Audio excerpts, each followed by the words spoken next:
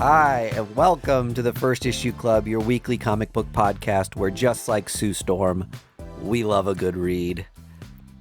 We're back, and I'm zooted and booted, and I'm ready to talk about comics. There's something about a pairing of Bruce and Books. Hey, you know Oscar Wilde? Ever heard of him? Yeah. Guy liked some wormwood, right? Where is this going? Open your third eye to comic books via a channel called Alcoholic Influence. You're saying lift the veil of the comic book world with a glass of, I don't know, say off the top of my head, Space Camper IPA. That's right. Yum yum, give me some down to my tum-tum. It's not a beer, it's a journey. And a comic book lubricant. That's right. And we've got some Space Camper here, courtesy of our friend Adam. Adam works for Boulevard Brewing Company. I just nicked this off a truck. Fell off a truck. It's very foamy. Welcome, Adam. Hey, thanks for having me. This is like, I want to say maybe your fifth time on the show. Oh wow, we're one whole hand now of appearances. 5 times. Yeah, you get a little jacket. Shit. Right. Where's my jacket? Well, it's funny because you gave us hats. I did. Yeah. We did a reverse 5-timers club, and you gave us hats. Wait till you see what you get when I'm on 10 times. Oh my god! I hope it's pants. I want just says Space Camper like down pants. Yeah, down the leg. Why would you say pants when hockey sweater is right there? Hockey sweater. We're gonna make that dream come true one of these days. I promise you. I've been saving Patreon money for you, Andy, to get you your own custom made Chinese hockey knockoff. jersey. For hockey jersey. Yeah. Because as much as I think you look great in your Hams hockey jersey. Yeah. You need to be a company man. I don't disagree. We need to rein you in. Adam is here to talk about, among other things, Space Camper IPA, Planet Comic-Con, coming to Kansas City next weekend. Yeah. So crazy. It's wild. Talk about some comic book news. Over on the Patreon, we've just recorded it. We talked about a bunch of varieties of Space Campers that if you're watching the video, you can see. We introduced Zero Gravity. What's the other one, Mike? You're holding it. Chill Break. And then, Adam, what's this one? Crater Raider. Yeah. We give our full deep dive taste testings over on the Patreon. We also talk about the Daredevil show for about an hour and a half. But Adam, for those folks joining us on the main, as you can tell, we did Patreon first. Tell us about what Boulevard's going to be doing at Planet Comic-Con this year, and for those people that are listening that live in Kansas City, what can they expect? Yes. So if when you come to Planet Comic-Con, stop by booth 100. You'll be there. Yeah. Yeah, we'll all be there. We're sharing a booth. We're going to be giving away samples of beer pretty much all weekend, from soup to nuts, as they say, start to finish. We'll have a presence on the convention floor. We will also be hosting an after party on Saturday night, which I'm hoping you guys are going to be there too. Right? Big time. You're obligated, right? Yeah, contractually obligated. Yeah. That party actually should be a pretty good time. It's a good way to kind of unwind from the chaos of the convention. Yeah. There's going to be a DJ. We're going to be sampling more beer. But yeah, we're just going to be there all weekend, just kind of hanging out with you guys. So yeah, we have kind of teased it a little bit of what we will be doing.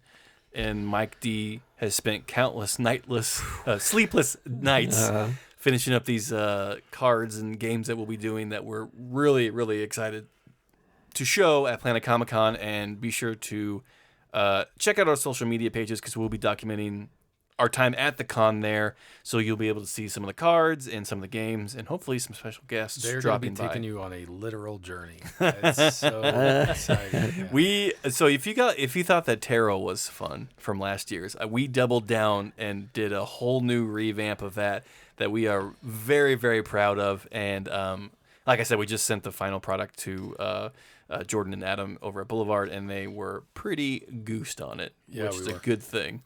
And we have koozies this year, too. I can't believe neither of you mentioned the most exciting thing. the mystery beer that Boulevard's going to have. Oh, yeah. Well, it's called Leading Up. Yeah, we were teasing that. Yeah, so we like Space Camper Cosmic IPA was born at, you guys know, it was born at Comic-Con. And so every year we participate, and this year one of our innovation brewers wanted to make this massive triple IPA, and it's too expensive for us to like produce and release on a national scale or even local. Like we could do it, but then you'd have to pay like $50 a bottle, right? Right. So we're like, well, let's hang on to that. Let's produce it and brew it in time for Comic-Con. And we tasted it earlier, and it's like literally went into the can 2 days ago. So it'll be ready for the con. So it's a big triple IPA called Fundamental Evil. It is the most metal kind of label that we've ever done. Our designer Showing up the design right now. On Wes the cam. Hamilton really channeled his fucking dark side for this. So we're gonna be pouring that at the after party on Saturday night. You get free samples. It's 10% ABV, so even if you don't like it, just chug it. Your night will get weird. Well, and it tastes the opposite that poster looks. It really does. It Right. really does. Yeah. Like I said, we taste tested it, and when you hear 10%, you're like, oh, this is gonna like kind of knock me on my socks, and it will, but it doesn't taste like it's gonna knock you on your socks. No, it's very smooth and Well, when I see a black poster that says Fundamental Evil, I'm picturing a certain color of liquid Totally. that's going to come out of that bottle, and this is not that That's color. how it gets you. Yeah. That's what Fundamental Evil does. like any good evil, True. it tricks you. It tricks you. Well, like I said, Adam, we are super excited to have you here to talk about nerd stuff, to talk about Boulevard Space Camper IPA. It's been really a true joy to partner with Boulevard over all these years and to see the cross influence of comic nerd and beer nerd, which are essentially the same circle on the Venn diagram.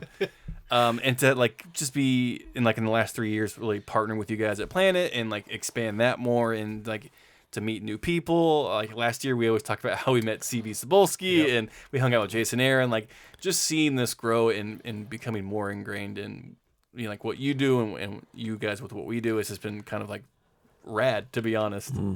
And so, additionally to that, Adam has bestowed upon us two 3-day passes to Planet Comic-Con for this weekend. So, and we can't have them. Yeah, So, we have to buy ours.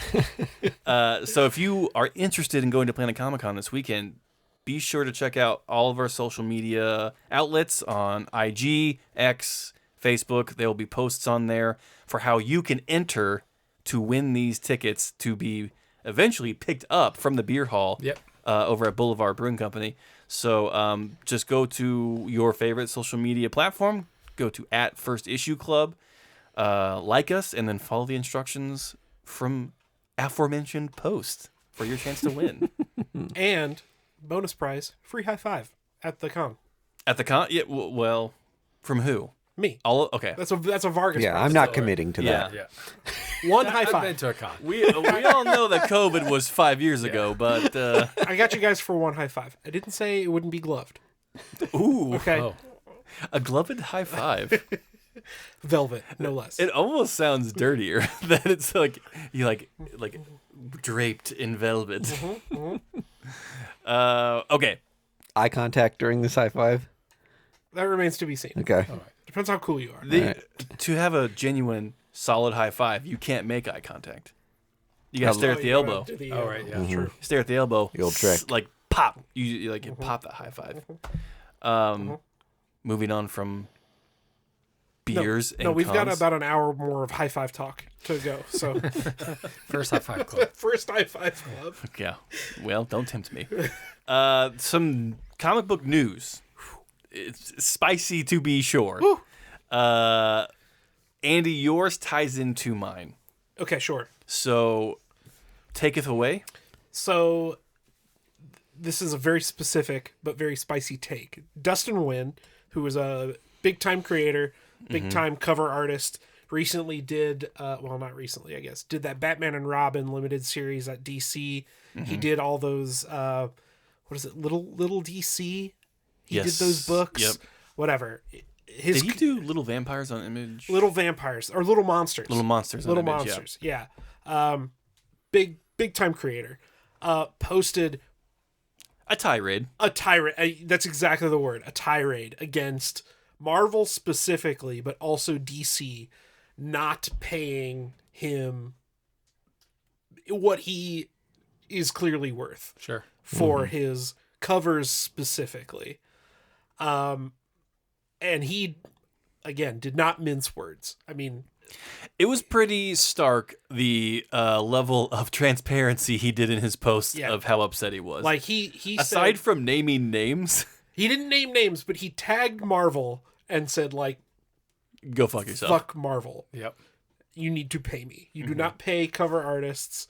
You don't pay us what we're worth. All that stuff. And I mean, it was astounding to me that someone would come out this hard against a big 2 publisher. Well, and what the astonishing thing to me was, like, in this day and age, in this era of marketing and networking, this is a pretty hard line in the sand. I mean, Dustin Nguyen has to be pretty damn sure that he never wants to work with Marvel and DC ever again. Well, and he said in a follow-up post, he's like, I don't care how many bridges I burned because I hope that it makes the future for cover artists better. Which is not what stance. That's a stance. Yes. Will this? I don't think so. I don't think so either. This is essentially just like writing an evil message about your ex-girlfriend on a bathroom wall. Like, you post this to IG stories. Like, I mean, it's clearly you're upset. This maybe should have been a thing where you write it down on a letter, put it in a drawer, and then kind of just like see how you're feeling at the end of the day. I don't disagree with anything that he said. I think the smarter move would have been to post it in more palatable terms. Put it in a Substack. Put it in a Substack's a great idea, and get a coalition of cover artists. Yeah. Imagine if he and Scotty Young and Peach Momoko all posted something similar that was like, hey, Marvel, you don't pay cover artists enough. And my thing is, though, they're probably playing Scotty Young and Peach Momoko enough. They probably are. You know what? Like, Dustin Nguyen, one of my favorites. Totally. Is not of the caliber that Marvel was willing to dish out the big bucks for. I don't disagree, but I also think there are big name cover artists who would back something like that. But and like, I agree, but like it's also maybe kind of a fool's errand to ask anyone to do, like, because he went full scorched earth. Yes. And I don't know of any creator who's just gonna be like, like, I'll hop onto that. Aside from Rob Liefeld, maybe. Yeah. Like, I don't know how many signatures you're gonna get. I don't think that was the way to do it. Absolutely. I don't think going scorched earth was the way. But Absolutely. Like, imagine if you got Alex Ross to co-sign on that sentiment in a way that was more palatable. Yeah. Marvel would have to listen at that point. If you could have like hired like a marketing firm to like just do the first edit of like your post, I mean, like, I wouldn't. Control F, delete the word fuck, right? Like, maybe we'll start there. I wouldn't put any of this in here, Dustin. Yeah. But I mean, it was crazy. It's one of the more, as we keep saying, spicy takes that I've seen posted on socials in a long time. Right. And it raises the question of like, what happened? So something, this just doesn't like happen like, he's having a bad Thursday. Yeah. Like, there was either a deal that went wrong, or he was promised a certain amount of money, and then the powers that be, they were just like, you know what? We're actually going to pay this, and this amount. Yeah. Or he has found out that they're using a cover of his that he already signed off on to make a bunch more money off of, whether it be prints, posters, merchandise, anything. And he's just like, well, I just got boned. Yeah. Yeah, because he says specifically he asked for something like a $75 page raise in the last 15 years, which is like, for a cover artist, is like nothing. And he's mainly a cover guy. So, even if he's making, let's say $500, I mean, I would hope that he's making more than that. Yeah. But $500 a page. Hell, even if it's $1,000 a page, $2,000 a page for a cover artist is like nothing.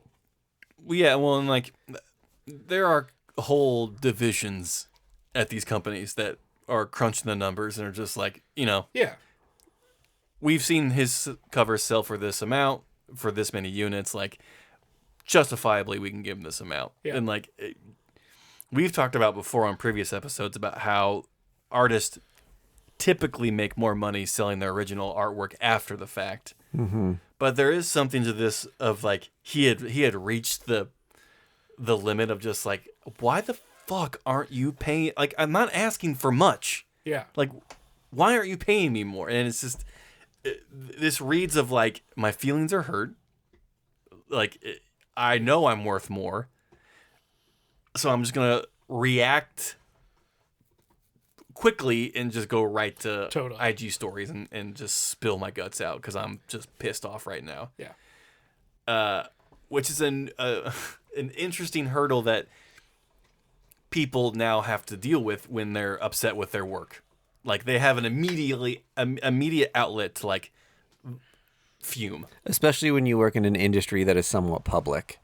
Yeah. Like, I mean, you think about all the times you like are having a bad week and pop off at somebody in your personal life or work life or whatever it is. Mm-hmm. But, I don't make things that like the world at large is consuming. Yeah. Because it relates to like pop culture or something. And that is like a dangerous thing. Just like an that inflated ego. Just that to say, give this guy a break if you're thinking that he lit a flame to his career or anything. Mm-hmm. I'm like, he spoke up for what he believed in. Right. And, sometimes we have a bad day and pop. And he obviously, the way it's written, he obviously popped. Yeah. I mean, like, to say that his career is over is wrong. Right. Yeah, like he will make books for years to come. There's Image, there's other publishers. I don't know if he'll be back at Marvel and DC. Like I don't know if I don't know if that working relationship is even worth repairing at this point.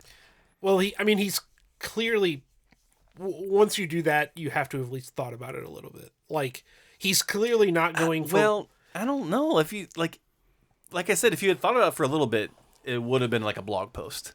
This is like, my girlfriend broke up with me. I'm going to fucking roast her real quick on IG Live. Like, you know what I mean? This was like, he just got out of a meeting. He was just like, you know what? Fuck this. And just like. Marvel's going to roll him out like they did the weekend at the Grammys. Yeah, like, he said he'd never come back, but here he is. We did it. We fixed our problems. Oh, my God. Here's your great cover.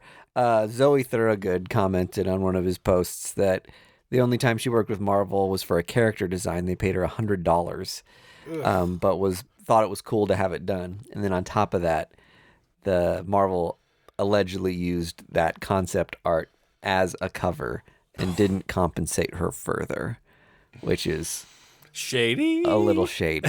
Yeah, you don't love that. I mean, I remember getting a Doctor Strange. I had brought a Doctor Strange comic to Planet Comic-Con once to have Jason Aaron sign it. This was when he was doing that book. Sure. And just picked a random cover out of my collection that I liked, and I noticed a guy had that cover on his banner. Oh, no. And I was like, "Oh my gosh, did you do the cover art for that?" And he was like, "That's my art. It's not cover art." And I was like, "Oh, I have the comic here." And I pulled it out. Oh boy. He did not know that Marvel had used his art as a cover. And he was just like, I'll sign it for you. But he's like, "Sorry, I'm just kind of like taken aback and like brutal, speechless at this." He was like, sometimes, they'll do a call for art just to see what people have, and maybe throw you like a couple bucks, but you think if anything comes of it, you're going to get more compensation or something. Right. And they just used his art and he had no clue. didn't get any like artist copies or anything. So that happened to me with Cullen Bunn when I was getting a book signed. yeah. Where he was like, "Oh, I've never seen this cover before of this book that I wrote." I didn't write this book. Well, and at the time I was What's my like, name on this? at the time I was like, "Oh, that's so weird." You'd think that a creator would at least get like a copy of it, yeah. every cover of every book they write, just out of the gate. But like to have your art featured on a cover To be the cover is like four more levels of that sucks. Well, So at a minimum, I kept saying communi- Dustin Wynn. It's David Wynn. Is that what that said? no, it's Dustin. I don't think so. I think it's Dustin. Okay. Well, David Wynn also had strong words. Yeah. In support of Dustin. Yeah. Dustin, okay. You're right. Well, at the bottom of this article, it said David Wynn. David Wynn wrote the article. It was, yeah. Wait, scroll back up. No. Scroll back up. could've Right been- there. Okay, well, it could have Other been. industry professionals responded David Wynn's funny. copy. Well, I mean, that could Okay. have been a mistype. So that's an error AI wrote on this. CVR's It's part. ChatGPT. Okay, Yeah. hold on. I got to pop off the IG real quick and flag this article for. Well, I'm very frustrated Misnaming. that it made me question whether I was correct. Because To the show with no edits. Stand your ground. because some idiot mistyped Yeah. David instead of Dustin. Okay, but to be fair, though, how did that pass editing? Like, It's large. Okay. Well, that's fine. What's your thing, Greg? so, in other controversial, spicy things that are happening in the comic book community, a recent Kickstarter has come to light about Stan Lee in his final years. It's called Stan Lee: The Final Chapter by Jonathan Bolerjack. He is a director. It's toted around as like an insider look at Stan Lee's tumultuous final years, revealing the mistreatment and conflict threatened in his life and legacy. That in and of itself makes me sick to my stomach. I guess Jonathan says that he has like previously unknown videos and like encounters and creator interviews, basically giving, I don't know if new light is the right word, but like a new perspective on the final years of Stan Lee, which if you know anything about Stan Lee and his final years of life, it was basically just him being carted around con to con to con to just sign stuff. And when you're 90 plus some years old, it's just kind of like, it's rough. I'm tired after 3 days at Planet Comic-Con. I can't imagine. Having to do that weekend after weekend. Right. As a 90-year-old. Right. Yeah. And like being mobbed by people. Like Stan Lee is like at this point, a cultural icon. Yeah. He's been in more movies than Robert Downey Jr. He is, for better or for worse, a pivotal figure in comic books. Yeah. And its popularity and its success. That you cannot debate that. Right. I mean, it's just solidified. But the conversation that is happening now is just kind of like your reaction to it, Vargas, of just like, ick. Yeah, gross. Like, you're essentially profiting off of elder abuse. You can't really spin it any other way. This is a movie about him being mistreated, maybe not physically, but definitely like for his stature to get money that exploited that for money that he may not have seen. It's also confusing of just like, well, if you had all this previous information or knowledge, why not come forward earlier? I mean, he's been dead for 8 years. Yeah. And the fact that you need a Kickstarter to do this also seems odd. That's Like, if this is such a fire stoking, like, huge documentary that you're claiming it's going to be, any studio should be chomping at the bit to showcase this for you. Yeah. To foot the bill. Well, right. And if Disney doesn't want to put it out because they don't want the information out there, put it on YouTube. Like, Yeah. don't kickstart it. God, it's... I mean, it's already got 60 grand. grand. What's their goal? 300,000? Well, for worldwide distribution, I mean, the blooper reel alone, 2 hours long. But the thing that got me was the what do you call those? The tiers, like the reward Rewards. tiers, which essentially is a gross thing to even talk about. But I guess they're making like a comic book to go along with the movie. Sorry, I had to talk through a burp there. Ugh. Disgusting. And the comic book is a stunning photo comic capturing rare, candid moments of Stan Lee. You're making a movie about him being abused and like mistreated. What candid moments should I be expecting from this comic book that I am like looking forward to?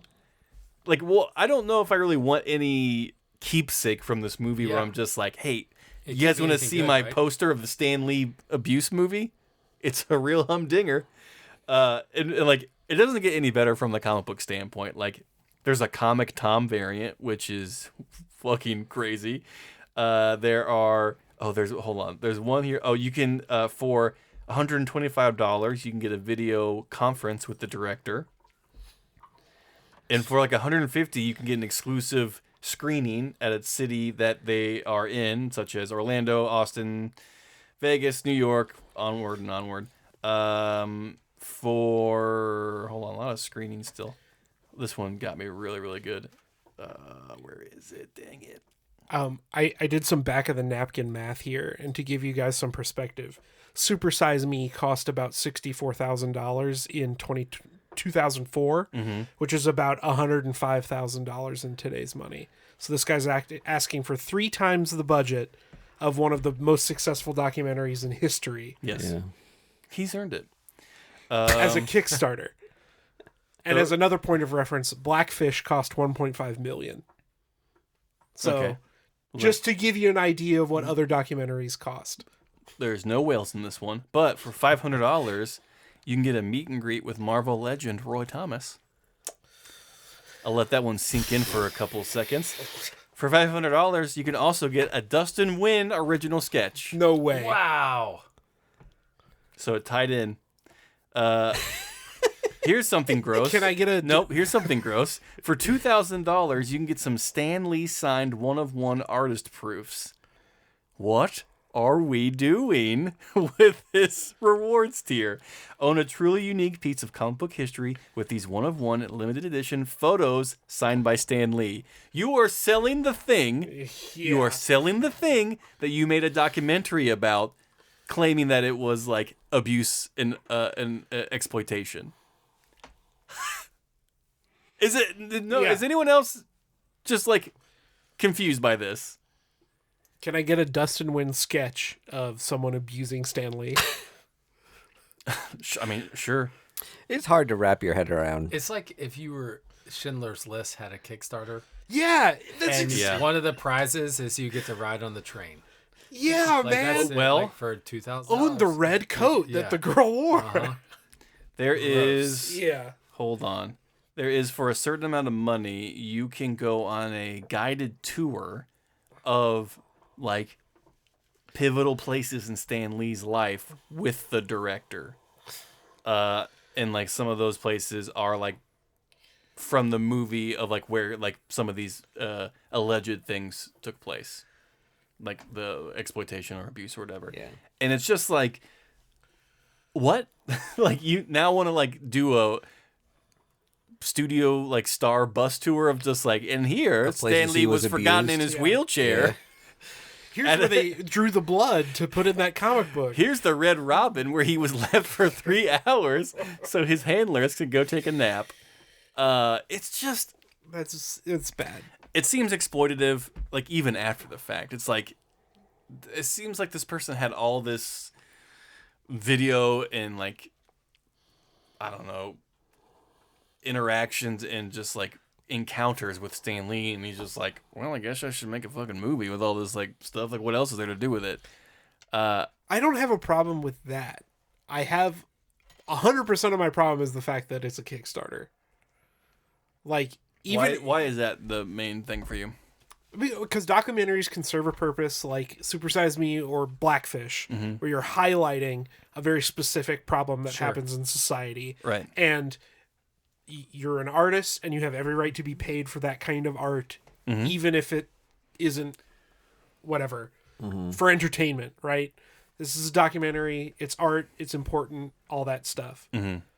But to say, I'm only going to release this important information if the world pays me $300,000. Where like, did he Hold on. follow Stan Lee around for free and It almost seems like he Film was him. also a part of the. the abuse? No, well, Well, I mean, he was with the organization that I don't know.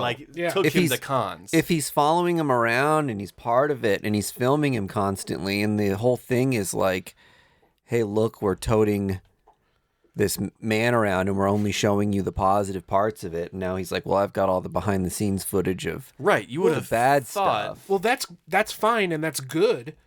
Don't tell me to pay you $300,000 to release that footage. Right? Well, like I think what the part I'm confused about is like, is he not just trying to get funding to release the movie? Like, if Kickstarter was around when Super Size Me was being made, would he have not done the same thing? sure, Is the movie made? Yeah, the movie's done. The movie's done. Movie's made. This is just to raise money for This is the to release. raise money for release. Like, I don't know how movies work, obviously, but if the I movie's mean, done, he's done interviews with yeah, like So legendary he could creators. be shopping this movie around studios, or he's trying to self-distribute here. So that Well, sounds yeah. like- but if you're Dude, none of the rewards are the movie. It's either a comic book, CGC authentication of the comic book, thanks in the comic book, screen. One of the things is $150 to screen the movie. Special thanks in the film, but there's nothing that'll send you like a DVD or digital copy of the movie. Interesting. I don't know how I didn't notice that.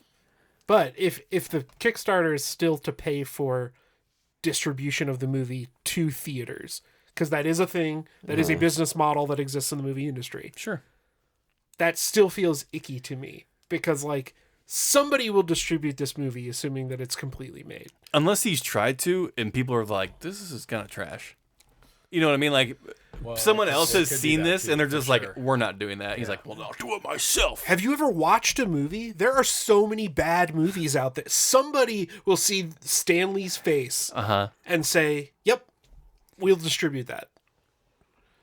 I wonder, and this is like tinfoil hat. I Yeah. wonder if they're just like people who might distribute it realize that this is about Stan Lee, who is tied to Marvel and Disney, and they're just like, you know what?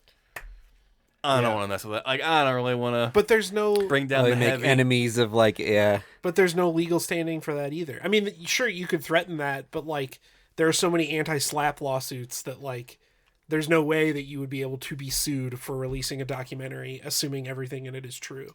I think as a business, it's easier just to say, nah, I'm not gonna get involved. Like, you know, like it. And we also don't know if any of the things in this movie are true.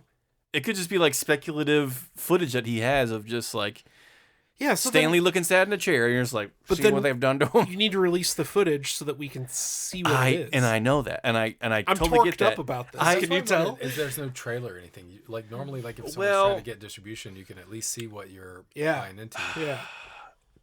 Play it. Well, I guess there's I that. think there's a thing explaining it. Okay. We're not going to get audio on the podcast, FYI. Okay, this guy is just speaking to what the movie is about, is all it is. Yeah. And if you like zoom, like, so he Okay, has so you can see footage. some behind the scenes Yeah. footage. Oh, that's him. So he and knows. Stan Lee. Yeah. Yeah, this seems like he was. So I could maybe see like maybe this guy. Oh, hate to see that. Like you hope that what this guy is saying in the movie is that he was complicit, but he's recognizing it through Yeah. hindsight that this is kind of terrible. Right. I don't know. It feels icky to me to have to have footage like this and try and profit off of it. I agree. It's yeah. Or to try and profit off of it. So he's making a thing. The profit is like kind of tied into it all, right? Like, why would he make this if he didn't want to make some money off of it? In itself, that's like kind of like, it's not truly altruistic, right, in any sense. Right. Same with Blackfish or Super Size Me. Like, those people knew they were doing good by exposing this stuff, but they also knew they're probably gonna make a little bit of money off of it. Well, and that's fine, and I totally support that too. But like, you don't make the documentary thinking, oh, this is gonna blow up and I'm gonna make $1 billion. I think Super Size Me did, but I mean that's just like semantics at this point. Like, it's splitting hairs. And also, like, from what we've seen, didn't we all kind of know this already? Like, what could you possibly, unless like he has footage of them like beating Stan Lee to like have him sit in a chair to like sign 1 million Mjolnirs before he can leave the room. And that's the other thing too, is like, if you get a distributor behind it, you'll have the exposure of a Super Size Me or a Blackfish. Mm-hmm. This is a Kickstarter. So the only people that are going to be on here are the people that already know that Stan Lee was abused. Right. Yep. Right? Like, unless he is trying to get money to fund for distribution in a wider market. But you're not going to get it on Hulu that way. You're not going to get it on Netflix that way. To do that, you would have to go to Netflix and be like, hey, I have this documentary, buy it, and they do the distribution. Could it be he's trying to maybe get like a grassroots thing going, and it'll gain momentum to wherein Netflix and Hulu would be like, oh, what's this Stanley? Because like, there's no way someone, even at the lowest tier of Netflix or Hulu or Amazon Prime, doesn't know this exists. Just based on the social media swarm around it already. Someone has already clocked this and been like, has anyone seen what this stupid movie is about? I guess at the end of the day, what I don't understand is what happens when, not if, when he does not make $300,000. Does this movie disappear into the ether? I think it definitely makes $300,000. He's only, I mean, on his first day, he's only made 60. Mike, can you scroll back down just for a second? It was 28 days to go. Says, what will the money do? Yeah. The money will go into my pocket. Support the production of the film. Okay, so they are not done with it. I don't know, man. It feels weird to me. It is weird. It feels very weird. And if I'm totally off base, I will own it for sure. Some of your money goes to feeding them. Totally. It's a controversial Kickstarter. Yeah. About a controversial moment in time. Yeah. From some would say controversial industry leader that anyone and everyone's going to have an opinion about this. Yeah. And mine is no thanks, dog.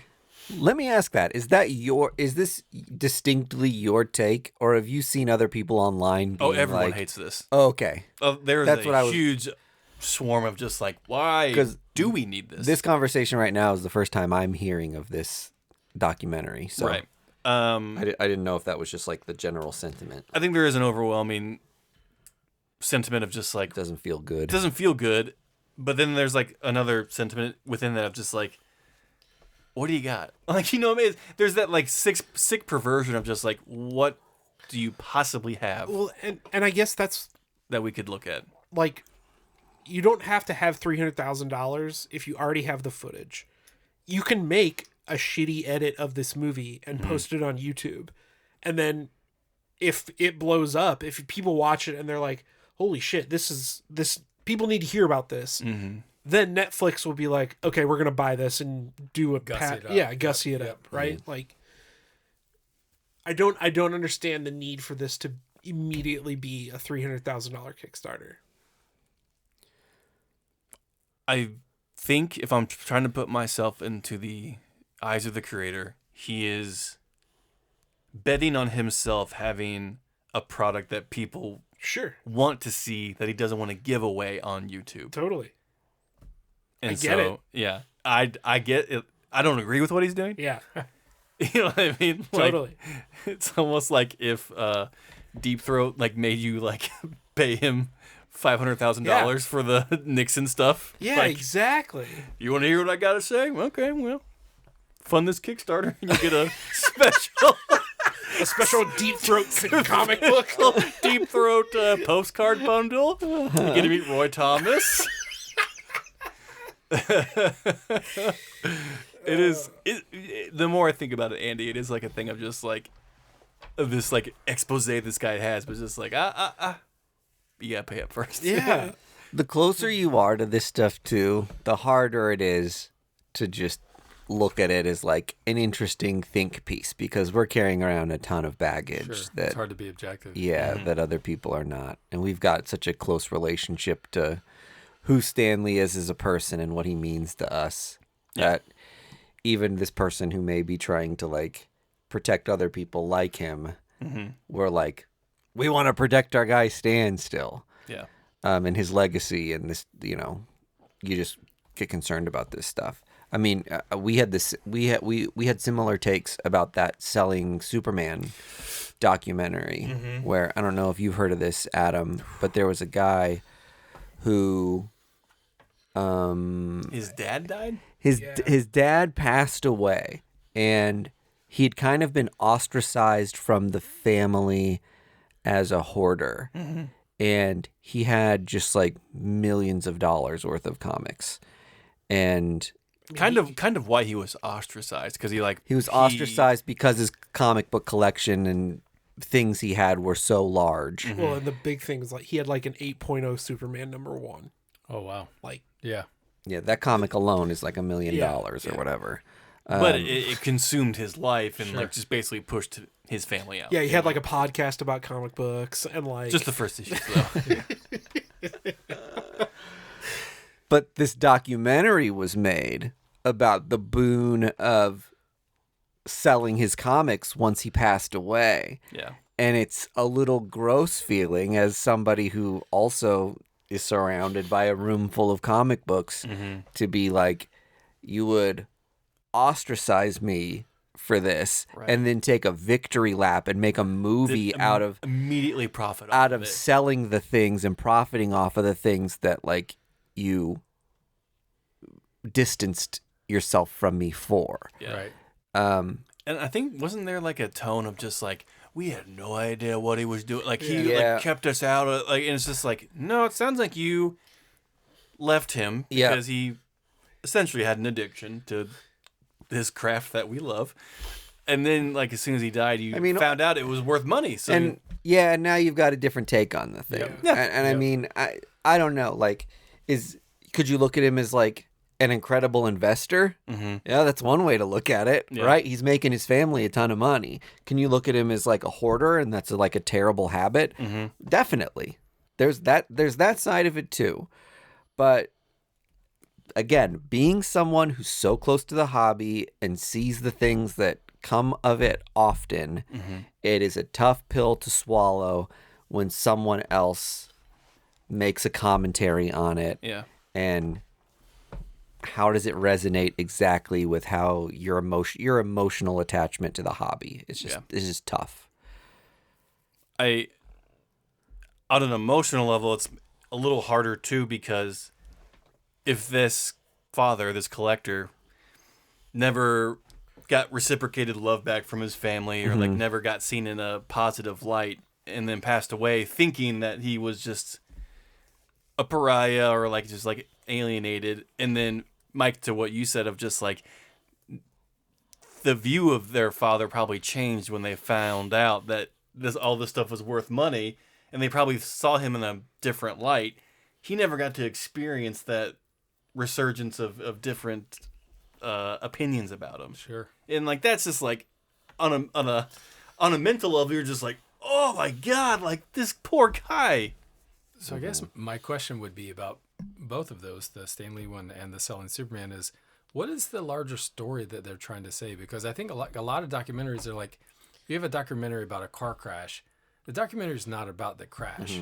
It's about what led up to the crash, what could have prevented it, and what is the outcome of that crash. What's the larger story? Like Super Size Me wasn't just about him eating McDonald's every day. Right. The larger thing was about the fast foodification of America and how our diets have changed and how people's obsession with fast food and how you could do the Blackfish, the same thing, wasn't just about a dead, whale. It was about the culture that's created. So my curious is, what is the larger story that the Stan Lee thing is going to be, which I'd be really curious to know, because if it is just exploiting his exploitation, that's gross. Yeah. If they're trying to say if there's a larger story to be told there, tell me what that is. Yeah. You know what I mean? For sure. And then nothing here is telling me that.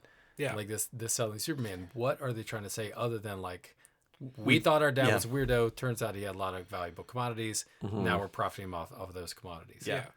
But if the story is, I wish we would have been more invested in both our father and his interests while he was alive, that's an interesting story.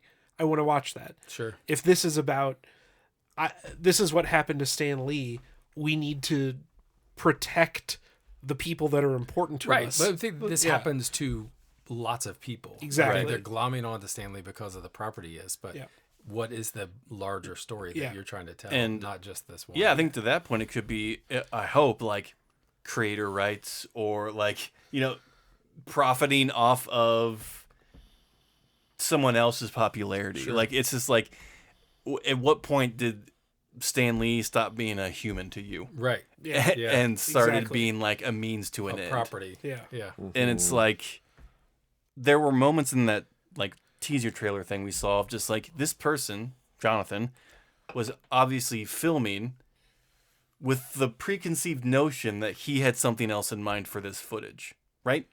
It certainly looked that way. It did look that way. He was filming without But it's hard obviously to say, Stan too, Lee's knowledge or anyone else's knowledge of like, I'm going to expose this one day. And it's just like, you knew before you even wanted to make this film what you were going to do. Yeah. So you are in Complicit. in any sense of the word, you were part of it all. Yeah. Anyway. Oof. Yeah. I didn't mean we invited Adam on for a very lighthearted episode. I thought this about funny books. Yeah. I think we should get into the funny books. I don't think do we've had any other news that has even come close to what we just talked about. just Hush the 2 is on the horizon. Just your Hush 2 watch. I can't wait for Hush 2. Hush 2. Hush 2. Oh my god. I have some kind of like minor, like kind of related to what we're talking about. Maybe minor, maybe you guys have seen. So you know the new animated Spider-Man series? Yeah. Yeah. Have you guys seen the sort of the drama that's happening about it right now? I've seen some things that the voice actor. Is this what you're gonna say? Yeah. Yeah. I just wondered if you guys had any more. Yeah. Do you know what I'm talking about? So I think what you're talking about is the lead actor who plays Peter Parker. Correct. Went to Twitter, X, Yep. and said that I only joined the project if they assured me that it wasn't going to be some watered down woke version of Spider-Man. Yes.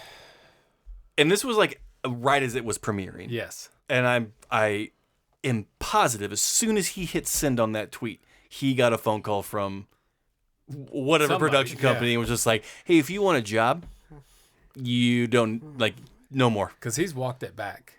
Oh, I bet he fucking has walked it back. Yeah. He's like, you know what? Season 2, we can replace you pretty quickly.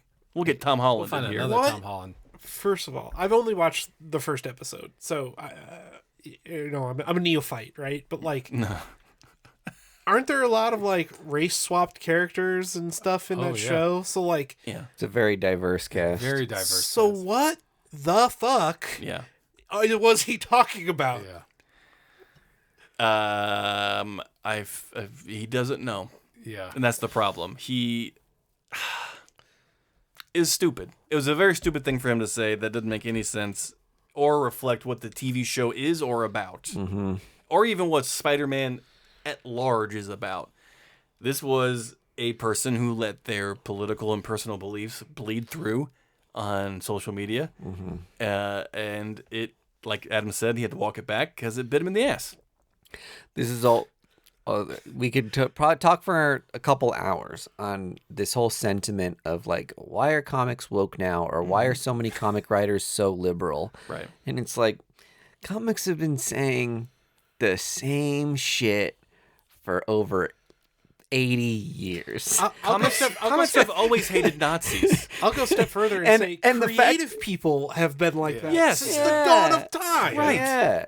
You think about a form of creative expression and storytelling that's so affordable that it's accessible by more diverse voices. Right. And I always feel like comic books has been a medium for the people because of that.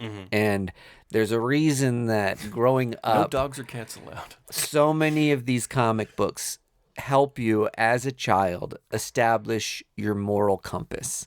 And we are at a point in our society where any slight inclination of morality is looked at as being a liberal agenda. And that's just like, I don't know. Light me up online if you want to for that take, but I 100% believe that comics are doing the same shit that they did in the 50s, in the 40s, and in the 70s and 80s.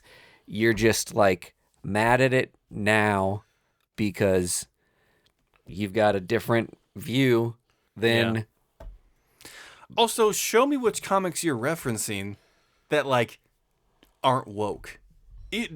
Right? Like Cyberfrog. okay, that's too easy of like cuz these people read Batman, they read Captain America. No, they don't. They do though. Well, they do, and it's just like, what are you missing from the story? That's a good point. I think that you have like people that are like have aged out in their mind of this medium, Right. and they see something and they are remembering through some foggy lens because their morality has changed, their lifestyle has changed, Right. but that hasn't. And so then they're like, at what point did that change, rather than being introspective and asking, at what point did I change, Right. or never really grasp the concept that large, and now it's more prevalent, it's more Preach, brother, preach. Because like the bullet points for Batman have not changed. Like he still does the same shit and has the same moral compass. Same for Superman, same for Captain America, same for name any goddamn superhero. It's all been the same. And editorial has made sure that it stayed the same since 1930 to 2025. Yep. Only the names have changed. To the point where that is also a complaint. Right.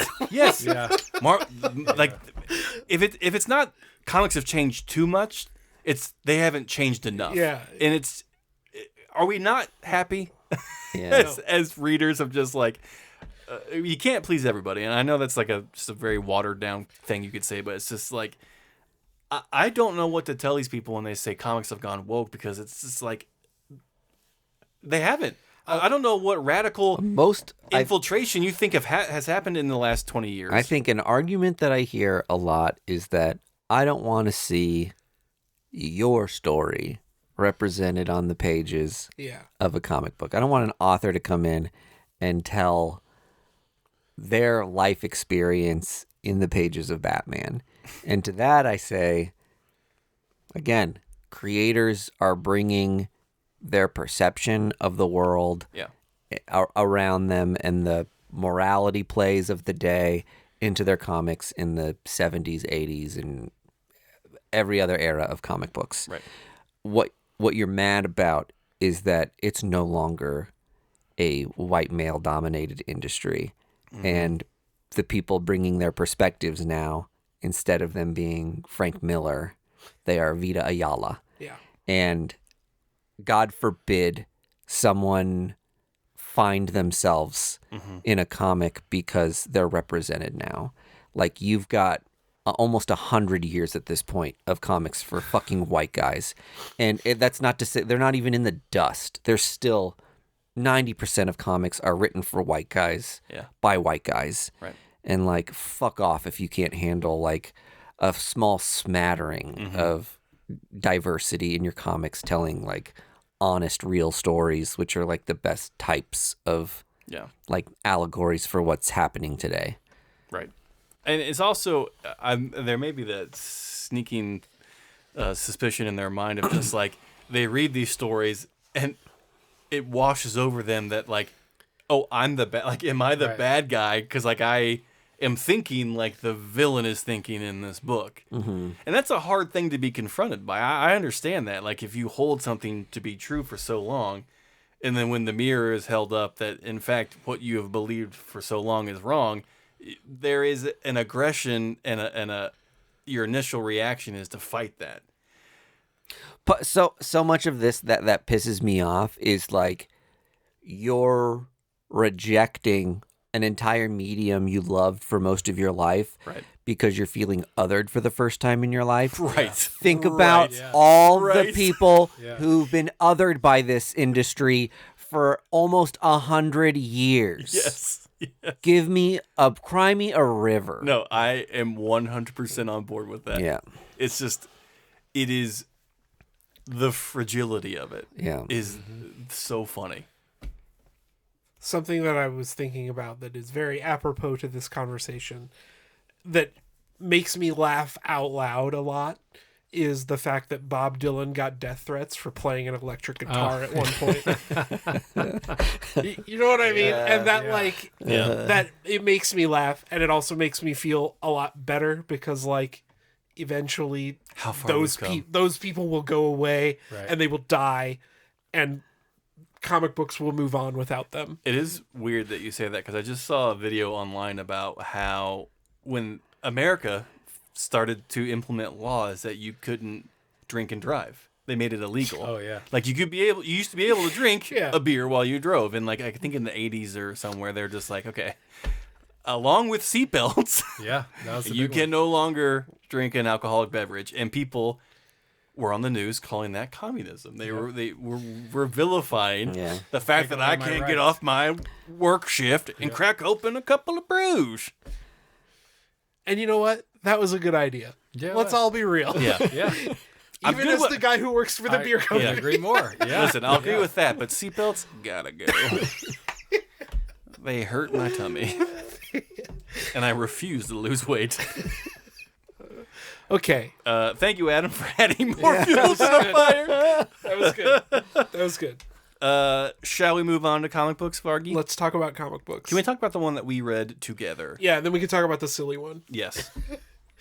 We read Assorted.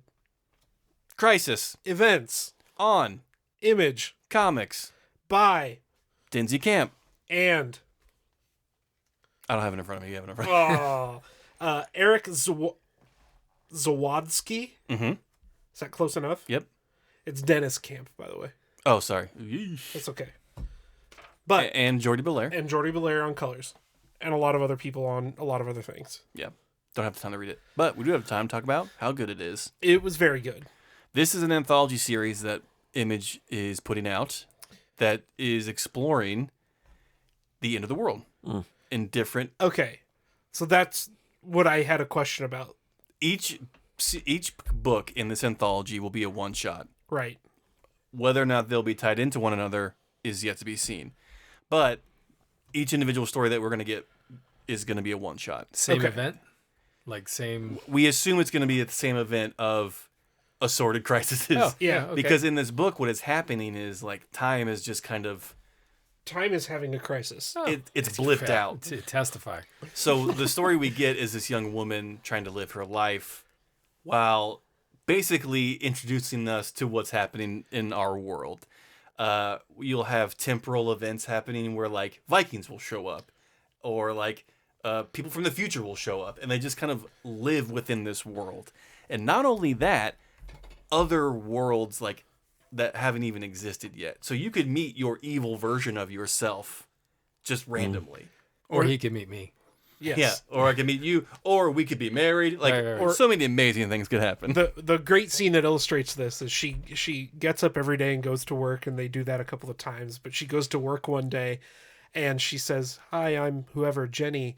And the guy's like, "I have no idea who you are, and I don't have a record of you ever working Right. here." And she's like, "Oh, great, I get the day off, but I don't get paid." Yeah. Because she stumbled into a reality where she doesn't work for this company. There was a temporal rift where the company she worked for was either ahead or behind of the time frame that she worked there, Yeah. and they had just no record of her. So a lot of interesting concepts being thrown at us. Beautifully drawn. I was captivated from page 1. Yeah, a lot of good art.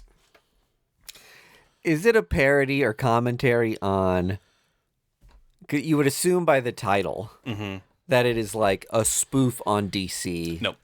I thought it was going to be too. It's not that. Okay. It seems to me that it's going to be a commentary on time and wasting time and what time means and how much we have of it and how do we spend it or waste it. Yeah, like Life Crisis as opposed to Final Crisis. Okay, yeah. And so there was... It's a clever play on words at a minimum for because crisis in comics is shorthand for multiverses like colliding. I also think it's just like an interesting way to do an anthology series like EC is doing, but kind of like turn it on its head and be very hyper specific of just like, these are temporal things that are happening. Yeah. And we're going to be exploring that within different lives in this universe. Yeah. And there is an interesting, the way the book opens is very interesting because you get this scene and there's these explosions on the outside and she wakes up and she's very calm, but there's this like apocalypse happening outside. But then you find out that the reason the apocalypse is happening is because her street has been sold or leased constantly to movie production companies.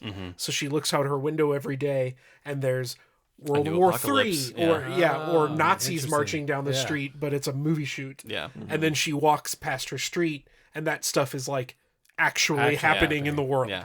So it does like really kind of put you on your head as soon as you start, because in a world where apocalyptic things are always happening, there are still movies being made about the apocalypse. And there is a commentary on that about just like, why are we so obsessed with this that we just have to keep making the same like content about it over and over again? Well, and it's commodifying the real world crises that are happening, right? Yeah. And so like the one of the through lines is this young girl is gifted a clock, like a physical clock from her parents who were caught in a temporal rift. And in this world now where time is kind of just like absent, like there's no real need to keep time because time is so abstract that it's like, why even like have a watch? It doesn't matter. Yeah. That clock repair people have become like advanced hobbyists now that like are sought after because they just like are elder statesmen of a dying craft. And so like when this clock gets broken, she has to like go to one and have it repaired, and they have to like make her compete to like, is it even worth my time to fix this stupid little clock?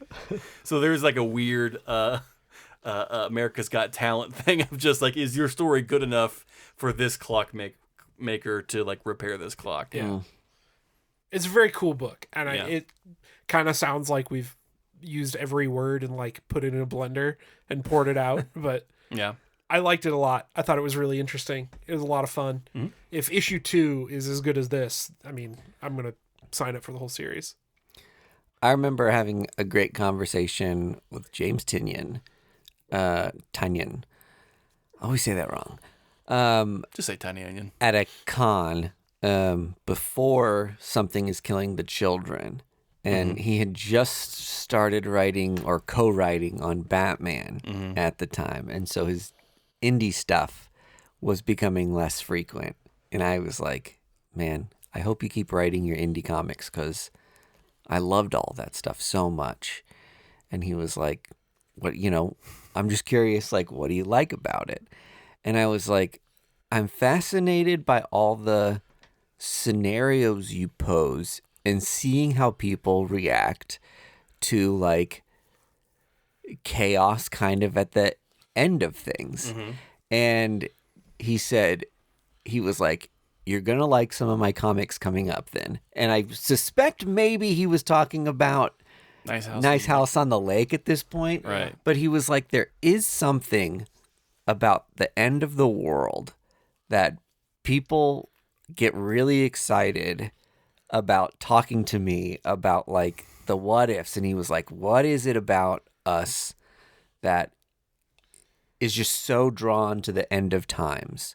Or the horrific nature of that, and like the casual feelings of like watching it happen. Is that some sort of like parallel to like right now we're watching the world fall apart, Right. but like some of us are just viewing it as like passersby. And is this an inflection point where like the end of the world is coming? It was like a very interesting conversation about like what that says about us as a culture, that we are so fascinated with that stuff. And then he was like, and not to say that like I'm judging you for liking my stuff. He was like, what does that say about me as a creator who's like making all these things about the end of the world and like profiting off of them? And I don't know. I just think it is so interesting. And I think it's really shows like the hectic nature of the times we are in, to just like see what happens when it all burns down, or when it like reaches a point of no return. That it almost lifts weight off your shoulders to be like, it's sci-fi, and to like see it in a comic book, Right. and be like, this is not real. I can detach myself further from it. Yeah. Well, it's like a roller coaster, right? Yeah. Roller coasters let you face and embrace that kind of fear in an environment that you In a know is controlled controlled. way. Yeah. Or right. like watching a horror movie. Yep. It lets you embrace something that's terrifying objectively in a way that you know is never going to be able to hurt you. Yeah. Well, and I think a handful of James Tinian's books are like, there is peace in the acceptance Yes. of Right. the end of things, and how like small Yeah. like your business in this is, Yeah. which is almost a relief of like all the baggage we carry with our jobs and the stress of all the things we have to do. That it's like reading a comic book like that puts all your other problems in perspective. All this to say, I am a big fan of the world ending, and I do like stuff like this is like, I think important in creative realms, because it I think it does a lot for us mentally to experience things like this, whether we know it or not. There's Mike D's business card. Well- Mike D. I'm a big fan of the world ending. There was a comic on, I think also on Image, called Swan Song.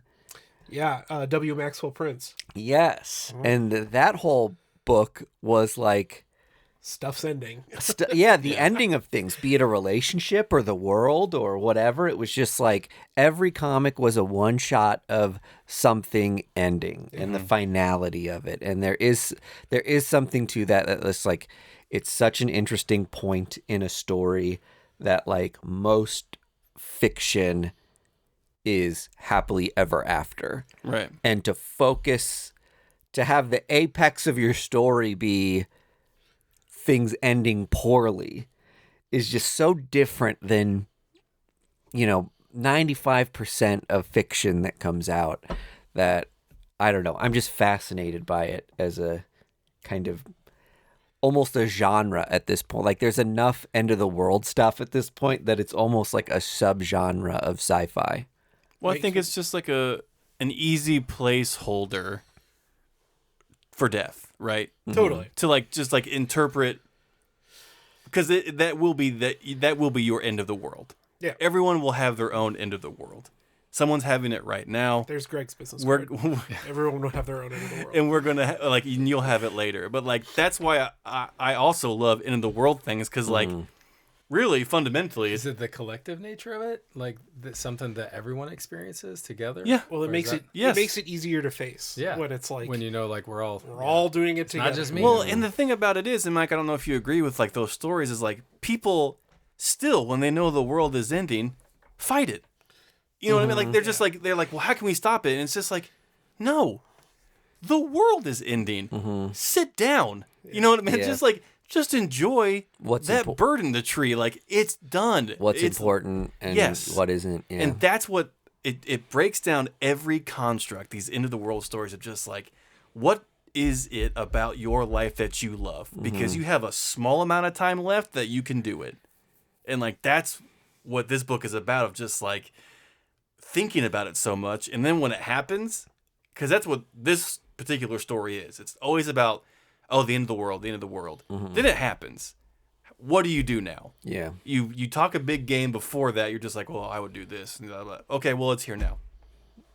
Are you gonna do what you said you were gonna do? It's so funny because like that you have just said is the point of the comic that I tell everybody not to read. Crossed. Yeah. But that comic is gross. It is very gross. Don't read it. I think it's also, there's something about it too that is like, yeah, we might focus on an individual character in a story like this, but like, is there anything to make you realize you are not the main character? Like at the end of everyone, that it's like, there's nothing like, I'm not surviving this. Right. All the main character energy goes right up the window. Everyone else, we're all in the same playing field. No one's better than me. No one's worse than me. We're all just like at the whims of the same exact end.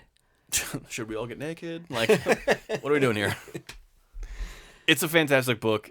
I love that it's an anthology series that's going to be exploring different people's experiences with the end of the world. I think it teed it up for issue 2. A guy is like face to face with a velociraptor. Yeah. So there'll be more temporal happenings. And do you think the old bearded guy is going to be like our narrator, our through line or something? No, I think he was important for this story. Okay. Because he basically tells the girl, I don't want to give too much away, but like the main character, the main old dude on the cover A, essentially tells the lead character in this book how the end of the world's going to happen for her. True. Yeah. Like he basically gives like cryptic details that you don't know what he's saying in that moment. But as the book leads up, you're like, oh, he said that. Oh, he also said that. And like, you can just kind of see that he knew more than people. I didn't know if he was going to be like a crypt keeper or an ice cream man or No, something. I don't think so. Okay. Review us your silly book, Vargas. Review us your silly book. I read Nick Fury versus Fin Fang Foom because the old gypsy curse said I have to read all the Goofy books. Now, this is also in the series of books wherein I think you and I both covered what was it? Thor and... No, Dr. Doom Rocket Raccoon. Dr. Doom Rocket Raccoon. Yep. Where it's like a mismatched pair. Yeah. Excuse me. Jesus. So there's a couple of these, and they outline them in the back. Are you ready for these? Yes. Hulk and Doctor Strange is the next one. Could be very fun. Open Bakery. This one I will be purchasing instantly. Galactus versus Ghost Rider. Okay. Didn't they do that with Cosmic Ghost Rider? Kind of. And then Spider-Man versus the Marvel Universe. Okay. Oh, Who's doing that? That's fun. Does it say creators? I think it's all Straczynski. Yes. Wild. This is a series he's doing. Yeah. So Interesting. Okay. Nick Fury versus Fin Fang Foom is exactly what you get on the tin. Nick Fury has more or less retired from military service, and he's pulled back in for one last job. One last Fing Fang Foom. And the job is to fly over China and figure out why no planes are coming back, and they're not coming back because there's a giant shape-shifting dragon in the skies above China, and Nick Fury has to stop it. It is an interesting... If you've read any J. Michael Straczynski... I love the Dr. Doom Rocket Raccoon one. Okay. Then I thought that was phenomenal. You'll probably like this. It starts off very goofy, like I said, but then it gets into Fin Fang Foom talking to Nick Fury, and Nick Fury basically deciding that this is not going to be the end of me, even though these are like insurmountable odds against this giant, multi-dimensional alien being. And he like basically becomes the Nick Fury from the Howling Commandos that we know and love. Because of this event that happens early in his career. So is this also another End of the World book? No, it's like the beginning of his career. It's like the secret origins beginning of the Nick world. Fury. This is how he became like a superhero. Yeah, pretty much. He doesn't get any powers or anything, but he's like, it's like his that where Spider-Man's trapped under all the rocks and he Yeah. can't possibly lift it, and then he does. This is like that for Nick Yeah, Fury. his mind over matter moment. Yeah. His mind over Fing Fang Foom moment. Yeah. So it is goofy, but like a lot of the books I read, it is a lot of fun. Yeah. And like a lot of the books I read, it is a one-shot. So So with the Doctor Doom and Rocket Raccoon one, there was a lot of brevity in the book, but in that series, it dealt with essentially Doctor Doom starting the Big Bang. yeah. So like he basically started life, and like as the story goes on, you're like, this is getting pretty heavy, Michael. Like This gets pretty heavy too. I mean, okay, pretty so philosophical. all right, now I'm kind of excited to read that. That's There you go. interesting. I really want to see Spider-Man versus the Marvel Universe. I know, right? Will they all be one-shots? Yeah, they're all one-shots. Yeah, dig So it. there's 5 of them or whatever at $5 a piece. Easy to read. Yeah. It's good stuff.